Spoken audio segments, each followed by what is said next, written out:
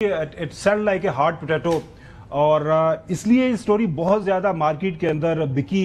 लोगों ने उसको ख़रीदा, उसको पढ़ा, उसके ऊपर जो बहस मुबासे हुए क्योंकि इससे पहले इस तरह की कोई खबर आई नहीं थी। फील्ड मार्शल से पहली मुलाकात ये 16 अगस्त 2025 को एक कॉलम छपता है। सुहेल बड़ाई साहब पाकिस्तान के जाने पहचाने कॉलमिस्ट, पाकिस्तान के सबसे बड़े अखबार जंग के अंदर वो कॉलम लिखते हैं। मुख्तलिफ औकात में जो है हमारी उनसे मुलाकात हुई, इवेंट्स में। हसन भी एक आध इवेंट में हम भी इकट्ठे थे।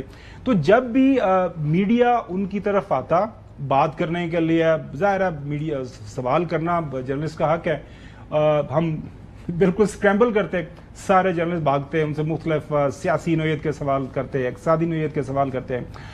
वो हंसते आगे से मुस्कुरा के जवाब देते हैं। उनके नहीं, पाकिस्तान में इंशाल्लाह हालात बेहतर होंगे और कोई भी आपने अगर बात करनी है कोई इस हवाले से तो DGSPR मौजूद हैं, वो he is always available for you.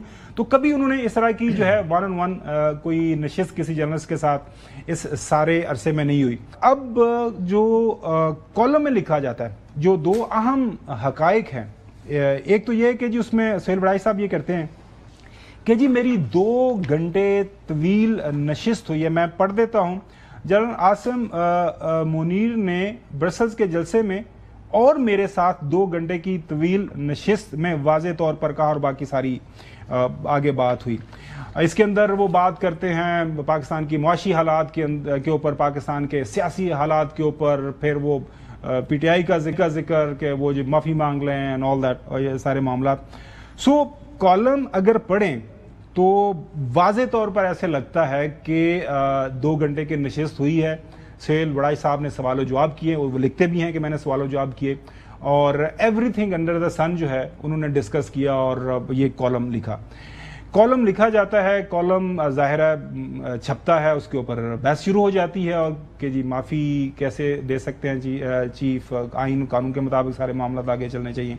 कल फैसल वाडर साहब ने भी आपने सुना इस हवाले से, हसन ने भी इसके ऊपर मुख्तलिफ औकात में कमेंट किया। तो आज हसन की मुलाकात हुई डायरेक्टर जनरल ISPR से।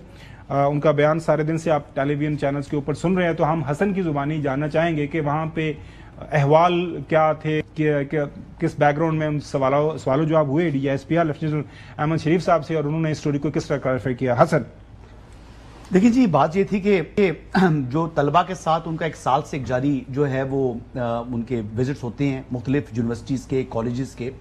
तो इसी लिहाज से इस्लामाबाद में भी जो एक था कॉलेज ऑफ आर्ट्स है एंड साइंसेज, ये F11 में यहाँ पर उनका विजिट था।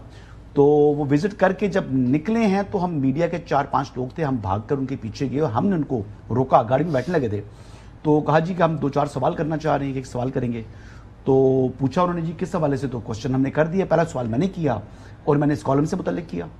मैंने कहा सर वो तो ये तासुर दे रहे हैं कि तासुर ने दे रहा, लिखा उन्होंने नहीं कि वो जी उन्होंने लिखा है कि वो अब जो है वो इस्टेब्लिशमेंट की तरफ से पैगाम रसां हैं। और क्या उन्होंने जो है ये जो मुलाकात बता रहे हैं, ये मुलाकात कोई पब्लिक गैदरिंग थी, तस्वीर तो उनकी आई है। तो जिस पर उन्होंने कहा जी कि ये उन्होंने तरदीद भी की। उन्होंने कहा जी कि उन्होंने सेल्फ प्रोजेक्शन के लिए किया है, एक जिम्मेदार सहाफ़ी के तौर पर उनको ये चीज़ जेब नहीं देती थी। और क्योंकि मैंने ये सवाल कल भी क्लैरिटी से, आज पूछा है, कल भी मैंने क्लैरिटी से कहा था कि जी ऐसी कोई उन्होंने इंटरव्यू नहीं किया हुआ और कोई 1-on-1 सेटिंग नहीं थी उनकी।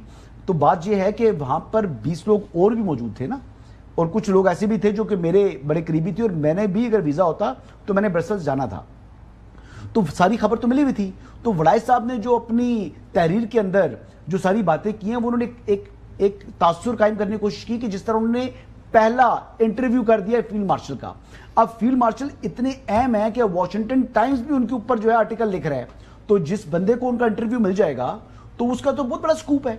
लेकिन उन्होंने इस तरीके से जगल किया वर्ड्स को, इस तरीके से अल्फाज को जो है ना वो उन्होंने पेश किया कि आप देखें कि जनाब ऐसा तासुर मिला कि शायद उन्होंने वाकई इंटरव्यू कर लिया, सवाल जवाब कर लिया। लेकिन हसन इस पे नहीं किए। अच्छा, नहीं किए। और जो फोटो जिसका आप जिक्र कर रहे थे, वो फोटो कटी हुई है। साथ देखिए, एक बंदा दाएं खड़ा हुआ है, एक बंदा बाएं खड़ा हुआ है उनके, और लोग भी मौजूद हैं उस फोटो के अंदर जिसको उन्होंने काट कर लगाया है। एक बात, आखिरी बात बताऊं उनको, इसमें एक और चीज है کہ جو یہ آپ سمجھ رہے ہیں کہ سہیل وڑائی صاحب نے جو کیا اس میں ان کے اپنے ادارے کی طرف سے بھی ایڈیٹوریل چیک ہونا چاہیے تھا. یہ بیسیکلی ہمارا بھی سوال تھا. تو وہ اس میں انہوں نے بالکل کہا جی کہ اداروں کو ذمہ داری کا مظاہرہ کرنا چاہیے ڈی جی ایس پی. میرا سوال ہے اس کے اوپر, لیکن میں نے جب بعد میں چیک کیا یہ خود ایڈیٹر ہیں. نہیں ایڈیٹر تو ہیں لیکن وہ ایک یہ تو خود ایڈیٹر ہیں. تو کس نے چیک کرنا تھا؟ ایڈیٹر ان چیف نے. میں آپ کو بتاتا ہوں, میں ایک بڑے اخبار کے اندر کام کرتا رہا ہوں.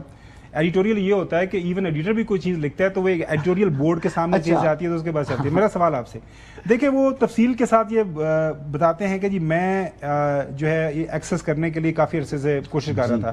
محسن نقوی صاحب میرے بڑے پرانے دوست ہیں, ان کے ساتھ میں ایک دو دفعہ لڑ بھی پڑا, یار میرا پیغام نہیں پہنچاتے آپ. پھر وہ اس کے اندر ایک واقعہ کوٹ کرتے ہیں کہ ملیشین پرائم منسٹر یا پریزیڈنٹ جہاں پہ تھا وہاں پہ چیف آرمی اسٹاف تھے, تو میری ان کے ساتھ بالمشافہ ملاقات ہوئی. تو مجھے چیف صاحب نے کہا کہ جی ہاں آپ کے پیغامات ہمیں ملتے رہتے ہیں. تو پھر یہ بھی واقعہ کوٹ کرتے ہیں کہ جی ہاں ملاقات بھی کر لیں گے, فکر نہ کریں.